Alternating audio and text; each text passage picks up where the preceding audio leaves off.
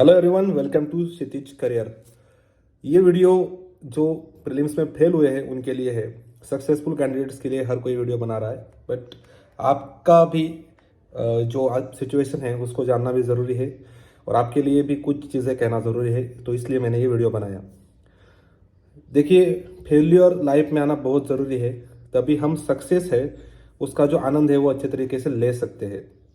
Failure and नहीं है, ये एक चांस हमको मिला है हमें खुद में इम्प्रूवमेंट करने का और फिर से आगे बढ़ने का। तो फेल्योर से मत घबराइए। जो फेल हुआ है वही आगे जाके ग्रो हुआ है, उनको ही सक्सेस मिली है, ये इतिहास हमको कहता है। I know it is very challenging situation for you. मेरे को पता है, मैं खुद इन सब से गुजरा हुआ हूँ कि हम साल भर मेहनत लगन से पढ़ते हैं और एंड में जब रिजल्ट नहीं आता है तो हम दुखी हो जाते हैं। स्वाभाविक है दुखी होना, और दुखी होना ही चाहिए, वही दुखी होगा जिसने अच्छे से प्रिपरेशन करी होगी। तो इससे हमको क्या करना है, मतलब खुद में इम्प्रूवमेंट लाने के लिए फेल्योर में हमको ये देखना है कि हम गलती किधर कर रहे हैं, उन गलती को दोहराना नहीं है, और दूसरी बात उन गलतियों को सुधारना भी है। तो गलतियाँ अपना जो ढूंढना है, ये सबसे इम्पोर्टेंट स्टेप है किसी भी फेल्योर में। मेरे ही केस में देख लीजिए, मैं फॉरेस्ट सर्विस की प्रिपरेशन कर रहा था। महाराष्ट्र स्टेट फॉरेस्ट सर्विस हमारा जो एग्ज़ाम है, 2 बार इंटरव्यू दे चुका हूँ। मेरा वो मेन लक्ष्य था, मेन उद्देश्य था कि स्पर्धा परीक्षा, मतलब ये जो प्रतियोगिता परीक्षा है उनकी तैयारी करना। वो फॉरेस्ट सर्विस में जाने के लिए मैंने स्टार्ट किया था, बट मैं वो देते देते बैंकिंग एग्ज़ाम दिया और यहाँ पे आके मेरा करियर सेट हो गया। कहने का मतलब ये है कि जो फॉरेस्ट सर्विस है उसमें मैं सफल नहीं बन पाया। इसका मतलब ये नहीं कि ज़िंदगी में मैं सफल नहीं हो सका। आज जो भी मैं कुछ हूँ, मैं बहुत ही सेटिस्फाइड हूँ मेरे जॉब से, मेरे लाइफ से। और जो मैं बनना चाहता था वो नहीं बन पाया, इसका ज़्यादा दुख भी मुझे नहीं है, क्योंकि ये भी लाइफ मेरे को अच्छे से डिग्निटी समाज में दे रही है। अच्छी खासी सैलरी मिल रही है जिससे मैं मेरा परिवार चला रहा हूँ। कहने का मतलब आपसे यही है कि एक एग्ज़ाम में आप फेल होते हो, इसका मतलब आप लाइफ में फेल नहीं हुए। एक एग्ज़ाम आपकी लाइफ की दिशा या दशा नहीं था, वो डिसाइड करने वाली है। तो सबसे इम्पोर्टेंट ये है कि हम कितने कॉन्फिडेंट है हमारे प्रयासों के बारे में, हमारे फ्यूचर के बारे में, ये बहुत इंपॉर्टेंट है। Your confidence matters a lot. आप जब यदि कॉन्फिडेंट नहीं रहेंगे ना, तो कितना भी पढ़ाई कर लीजिए, कितने भी एग्ज़ाम दे दीजिए, आपको जो सफलता है वो नहीं मिलने वाली। सो बी कॉन्फिडेंट कि एक दिन आप सक्सेस ज़रूर होगे। जो इस क्षेत्र में आ चुके हैं, परीक्षा पास करके 1.5 2 साल की प्रिपरेशन करके 2 साल में रिजाइन कर देते हैं, क्योंकि वो जो उनमें रहता है ना काम और कंपोजनेस, जो ऑफिसर के लिए बहुत इंपॉर्टेंट है, वो नहीं रहता है। वो शांत नहीं रहते हैं, कंपोज नहीं रहते हैं, हर चीज़ को हमेशा ज़्यादा फास्ट एनालाइज करते हैं।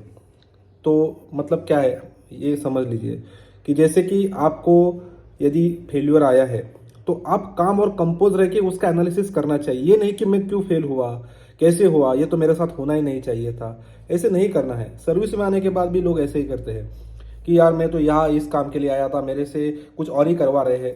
अरे थोड़ा सा वेट कर लीजिए, सिचुएशन को समझिए, ऑर्गेनाइजेशन को समझिए, उसी तरीके से आप अपने एग्जाम को समझिए कि आपके लिए बना है क्या, यही आपका फाइनल लक्ष्य उद्देश्य है क्या, कि आप फिर आप बाकी लोग ज्वाइन कर रहे हैं, बाकी लोग इसकी पढ़ाई कर रहे हैं इसलिए ये सब कर रहे हैं, ये सब भी जानना ज़रूरी है। तो ठंडे दिमाग से सोचिए कि आपके जीवन का लक्ष्य क्या है।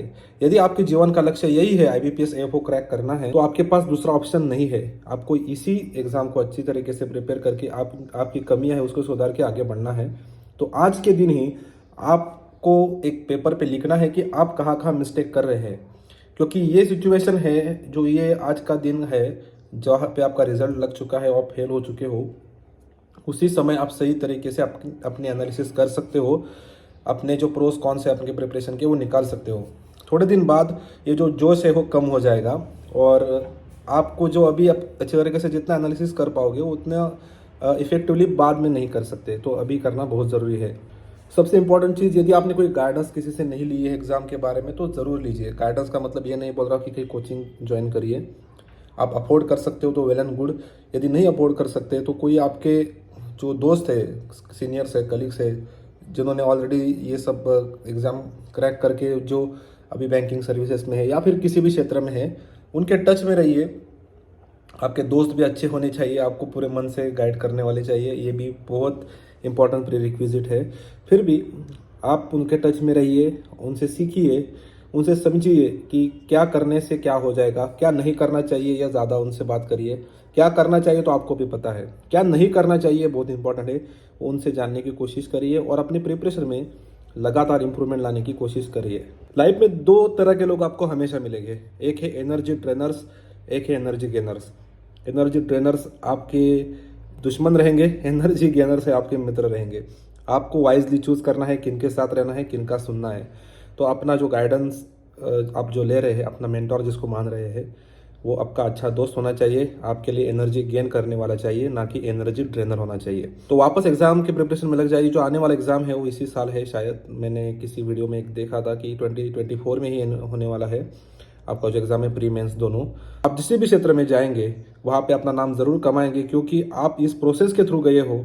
ये प्रोसेस चाहे आपको अपना सिलेक्शन दे या नहीं दे, पर आपको एक टफ इंसान ज़रूर बनाती है, एक कार्यक्षम इंसान ज़रूर बनाती है। आप जिस भी क्षेत्र में जाओगे वहाँ पे एक अच्छा काम हमेशा करोगे, आपके काम के लिए आपको नवाजा ज़रूर जाएगा।